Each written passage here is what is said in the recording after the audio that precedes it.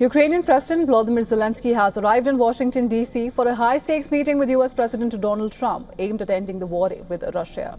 But the path to peace is facing many challenges. The Russian President Vladimir Putin has set clear conditions, and at the top of his list is Ukraine must hand over the eastern Donbas region. Donald Trump is backing the idea. Now, the proposal, which emerged from a summit between Trump and Putin in Alaska, suggests that Ukraine cede Donbas to Russia, and in exchange, the Kremlin has offered to freeze its military offensive in southern Ukraine, specifically in the regions of Kherson and Zaporizhia, where Russian forces currently occupy large space of area.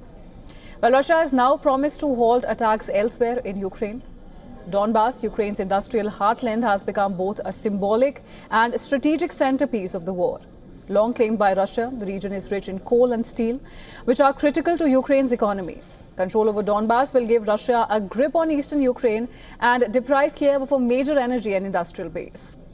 Military analysts warn that losing Donbas would be catastrophic for Ukraine. It could shift the front lines up to 80 kilometers west and open a direct path for Russian forces to advance towards major cities like Kharkiv, Poltava and Dnipro. Since 2014, Russia has used proxy forces and late launched a full-scale invasion to take control of roughly 87% of the Donbas.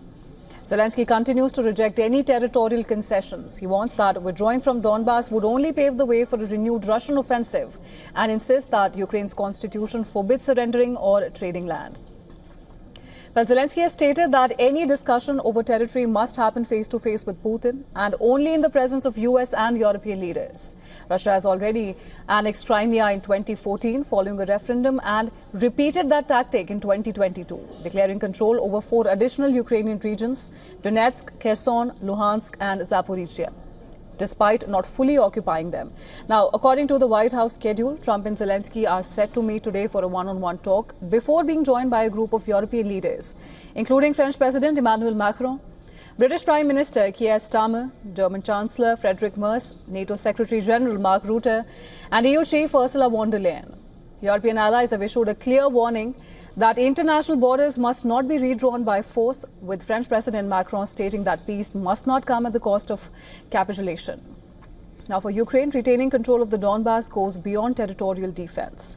It is about defending a strategic shield, protecting its economic backbone, and preventing Russia from pushing deeper into the country. While for Putin, gaining full control of the region would solidify Russia's hold over eastern Ukraine and give him greater leverage in future negotiations.